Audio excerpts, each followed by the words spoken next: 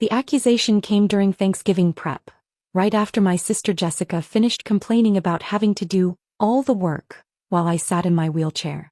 "Get up and help with dinner," Mom shouted from the kitchen, gesturing angrily at my wheelchair.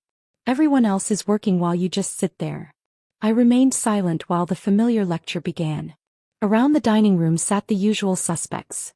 My parents, Jessica with her husband Mark, my brother Tom with his wife Linda, plus Aunt Carol who'd driven in specifically to join the intervention.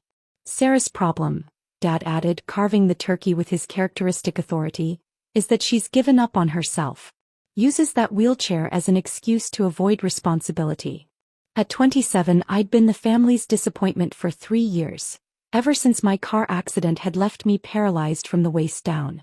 To them, I was just Sarah, the daughter who'd chosen self-pity over perseverance and used my condition to avoid contributing to family life.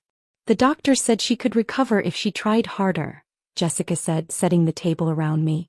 "But she's comfortable being helpless." "It's laziness, plain and simple," Tom agreed. "She sits in that chair all day instead of working on rehabilitation."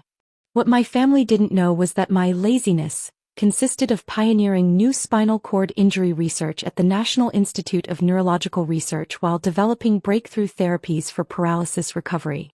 "Sarah used to be so ambitious," Aunt Carol said sadly. "Now she just makes excuses." My phone buzzed with a message from my research director. "Dr. Patterson, the Thanksgiving presentation is confirmed for 3 p.m. The family will be surprised by Dr. Martinez's findings." I checked the time. 2:45 p.m. "The thing is," Mom continued, "Sarah could walk if she really wanted to. She's choosing to stay in that wheelchair because it's easier than fighting." Actually, I couldn't walk because my spinal cord was completely severed at the L2 vertebra. But I had been fighting to develop treatments that could help millions of people with similar injuries. "Remember when Sarah was in medical school?" Dad said nostalgically. "She had such potential before the accident made her give up." The irony was perfect. I hadn't given up on medicine. I'd redirected my medical career towards spinal cord research and become one of the leading authorities on paralysis treatment. "She could at least try to be useful around the house," Jessica added, "instead of just sitting there feeling sorry for herself." My phone rang. "Dr. Rodriguez calling." "Excuse me," I said, wheeling toward the kitchen. "Sarah, I'm 5 minutes away. Are you ready for your family to learn about your research?" "Ready as I'll ever be, Dr. Rodriguez. They think I've given up on life. They're about to discover their lazy daughter has revolutionized spinal cord treatment." I returned to find the family discussing my lack of motivation while serving dinner. The physical therapist said Sarah stopped trying. Mom was explaining to Aunt Carol. "She went to a few appointments then quit." "That's not true, Mom. I completed 18 months of traditional physical therapy." "Then why are you still in that wheelchair?" Dad demanded. "Because traditional therapy doesn't regenerate severed spinal cords." Tom looked annoyed. "Sarah, other people with your injury learn to walk again. You're just not trying hard enough." Actually, no one with complete spinal cord transection at my level had ever walked again using traditional therapy. But I had been working on experimental treatments that showed promise. "The problem is attitude," Linda added. "Sarah's chosen to be a victim instead of a survivor." My victim attitude had led to developing 3 experimental treatments currently in clinical trials, but my family had never bothered to ask about my work. "What exactly do you do all day?" Jessica asked accusingly. "Besides sitting in that wheelchair?" "I work in medical research." "Research what?" Mark asked skeptically. "Spinal cord injury treatments." Dad laughed dismissively. "Sarah, reading about your condition online isn't research. I don't read about it. I conduct it." "Conduct what?" Mom asked. "Clinical trials for experimental spinal cord regeneration therapies." Complete silence around the table. "Sarah," Aunt Carol said gently, "it's good that you're interested in your condition, but you shouldn't confuse learning about treatments with actually developing them." My phone buzzed with another message. "Dr. Patterson, Dr. Martinez has arrived. Should we begin the presentation?" The doorbell rang. "I'll get it," I said, wheeling to the front door. Through the security monitor, I could see Dr. Elena Martinez, Chief of Spinal Surgery at Johns Hopkins, standing at the door in her professional attire, holding a briefcase. I opened the door to find Dr. Martinez looking excited and proud. "Sarah, congratulations on the FDA approval. Your research is going to change millions of lives." "Thank you, Dr. Martinez. My family doesn't know about the research yet. They don't know you're leading the most promising spinal cord trials in medical history? They think I'm lazy and unmotivated." Dr. Martinez looked shocked. The Dr. Sarah Patterson who developed breakthrough nerve regeneration protocols is considered lazy? By my family, yes. I led Dr. Martinez into the dining room where my family sat in stunned silence at seeing a distinguished medical professional at their Thanksgiving dinner. "Everyone, this is Dr. Elena Martinez, Chief of Spinal Surgery at Johns Hopkins. Dr. Martinez, this is my family." Dr. Martinez set her briefcase on the table with authority. "What an honor to meet Dr. Patterson's family. Sarah has told me so much about you." Dad looked confused. "Dr. Patterson?" "Dr. Sarah Patterson," Dr. Martinez confirmed, "one of the most brilliant spinal cord researchers in the world." "Sarah's a doctor?" Mom asked weakly. Dr. Martinez opened her briefcase and pulled out medical journals and research papers. Dr. Patterson completed her medical degree and PhD in neuroscience while undergoing rehabilitation for her own spinal injury. Remarkable dedication. Jessica stared at the documents. "Sarah has a PhD? In neuroscience, specializing in spinal cord regeneration. Her research has revolutionized how we approach paralysis treatment." Tom looked at the medical journals spread across the table. "These have Sarah's name on them?" As lead researcher and primary author. Dr. Patterson's work on nerve regeneration therapy has been published in the New England Journal of Medicine, Nature Neuroscience, and The Lancet. Dr. Martinez pulled out more documents. "Most remarkably, Dr. Patterson has been testing her experimental treatments on herself throughout the research process." "Testing treatments on herself?" Aunt Carol asked.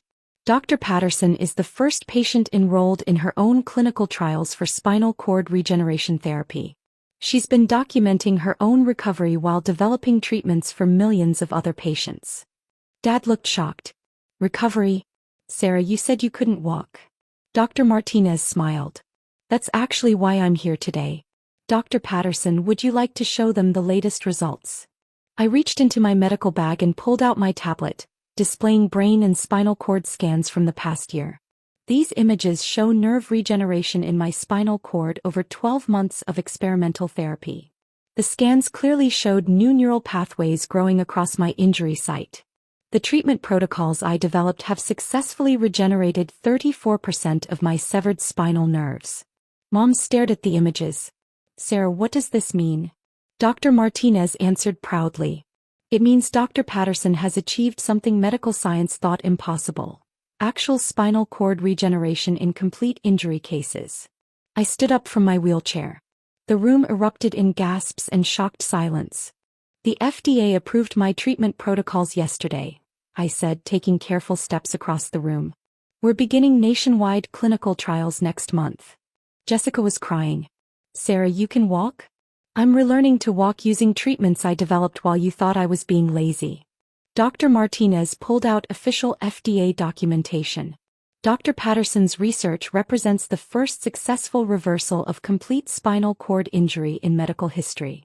Furthermore, she continued, Dr. Patterson has established the Patterson Foundation for Spinal Cord Research with a $50 million endowment to fund treatment development.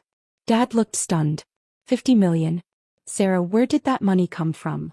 Patent licensing for my medical discoveries, research grants, and consulting fees from pharmaceutical companies implementing my protocols.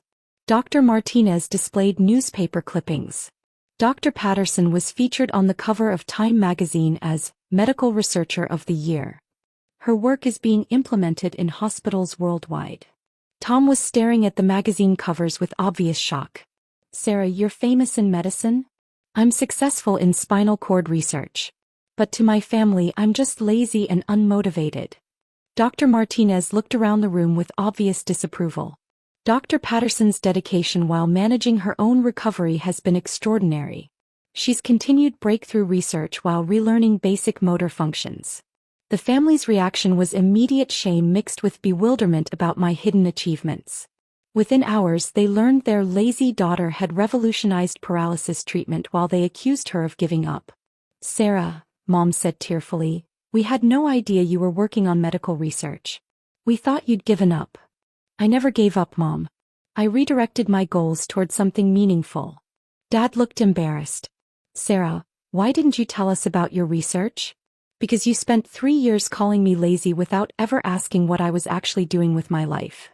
Dr. Martinez packed her documents. "Dr. Patterson, the medical community is eager to implement your protocols. Your research will help millions of patients."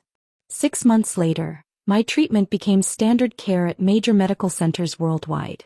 The Patterson protocol for spinal cord regeneration helped thousands of paralyzed patients regain mobility. The family attended the Nobel Prize ceremony where I received recognition for breakthrough medical research. But their pride felt hollow, based on external validation rather than understanding of my struggle. Jessica tried to apologize. "Sarah, we're so sorry we didn't understand what you were going through." "You didn't want to understand. It was easier to assume I'd given up than to learn what I was actually fighting for." My foundation continued funding spinal cord research while I worked to improve my own recovery. Walking became easier as my protocols succeeded. But the family relationships remained strained. Their respect was based on awards and recognition rather than appreciation for the determination they dismissed as laziness. A year later, Tom called when his friend suffered a spinal injury. "Sarah, could you help? He's lost hope after his accident." "I can help him medically. But I can't help him with family members who assume paralysis means giving up." The family that called my research laziness learned too late that their assumptions had been about the person developing cures for the condition they dismissed. Sometimes breakthrough medical discoveries come from the very struggles that families choose to minimize. Sometimes the person they call lazy is actually working harder than anyone else in the room. The wheelchair they used as evidence of my giving up became the platform from which I revolutionized medicine.